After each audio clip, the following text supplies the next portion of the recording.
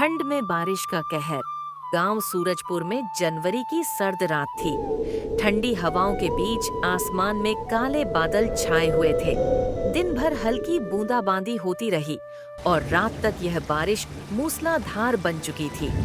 गांव के छोटे छोटे घर ठंड से कांप रहे थे। वहीं गांव के किनारे बसे गरीब किसान गोपाल का परिवार इस ठंड और बारिश के बीच अपने टूटे फूटे घर में सिर छुपाने की कोशिश कर रहा था। गोपाल का परिवार बहुत गरीब था। उनकी झोपड़ी की छत जगह जगह से फटी हुई थी और बारिश की बूंदें अंदर टपक रही थीं।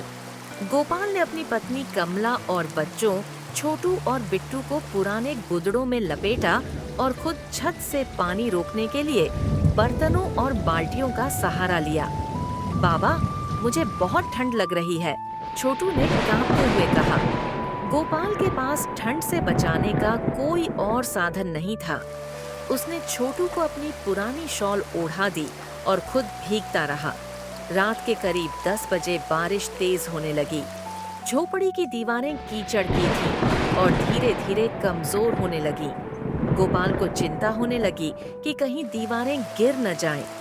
उन्होंने बच्चों को एक कोने में समेटा और कमला से कहा, हमें कुछ करना होगा, ये झोपड़ी बारिश सहन नहीं कर पाएगी। कमला ने कहा, लेकिन इस ठंड और बारिश में हम बाहर कहाँ जाएंगे? पास के मंदिर तक पहुँचना भी मुश्किल है। गोपाल के पास कोई जवाब नहीं था। तभी एक तेज हवा का झोंका आया और छत का एक हिस्सा टूटकर नीचे गिर गया। गोपाल को समझ आ गया कि अब झोपड़ी में रहना सुरक्षित नहीं है। गोपाल ने जल्दी से बच्चों को एक तरफ ले लिया और उन्हें एक जगह बिठा दिया। बच्चे काफी डरे हुए थे।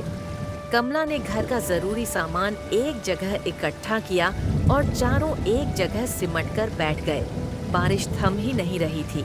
फिर सबने पास के मंदिर की ओर जाने का फैसला किया, लेकिन मंदिर गांव से आधा किलोमीटर दूर था और रास्ते में कीचड़ और पानी भरा हुआ था। गोपाल ने कमला से कहा, हम साथ चलेंगे, लेकिन अगर कोई दिक्कत हो तो बच्चों को लेकर मंदिर तक पहुंच जाना, मैं पीछे आ जाऊंगा। रात घने अंधेरे में बदल चुकी थी। बारिश की तेज बौछारें और ठंडी हवाएं उनके हर कदम को मुश्किल बना रही थीं। कमला ने छोटू और गोपाल ने बिट्टू को अपनी बाहों में कसकर पकड़ा हुआ था। रास्ते में एक छोटी नदी पड़ती थी जो बारिश के कारण उफान पर थी। गोपाल ने नदी के पार जाने का एक रास्ता ढूंढा। उसने जैसे तैसे एक पुल बनाया और गोद में लेकर धीरे धीरे नदी पार करने लगा। कमला ने गोपाल का हाथ कसकर पकड़ा और एक एक कदम बढ़ाती रही। जैसे ही गोपाल और उसका परिवार मंदिर के करीब पहुंचा, उन्होंने देखा कि वहां गांव के और लोग भी ठंड और बारिश से बचने के लिए इकट्ठा हुए थे। गांव के मुखिया रामलाल ने सबको मंदिर के अंदर जगह दी थी और आग जलाकर सबको गर्म रहने का इंतजाम किया था। गोपाल ने अपने बच्चों को आग के पास बैठाया और राहत की सांस ली। भगवान का शुक्र है हम यहाँ तक पहुँच पाए, उसने कहा। मुखिया रामलाल ने गोपाल से पूछा, तुम्हारी झोपड़ी का क्या हुआ? गोपाल ने दुखी होकर बताया कि उसकी झोपड़ी गिर चुकी है। रामलाल ने कहा, तुम चिंता मत करो, जब तक बारिश थमेगी तुम यहाँ रह सकते हो और बारिश के बाद हम सब मिलकर तुम्हारी झोपड़ी फिर से बनाएंगे। रात भर बारिश होती रही, लेकिन गोपाल और उसका परिवार अब सुरक्षित थे। अगली सुबह जब बारिश रुकी तो सूरज की किरणों ने गांव को नई ऊर्जा दी। गोपाल ने देखा कि उसकी झोपड़ी पूरी तरह से बर्बाद हो चुकी थी। मुखिया रामलाल और गांव वालों ने गोपाल की मदद की।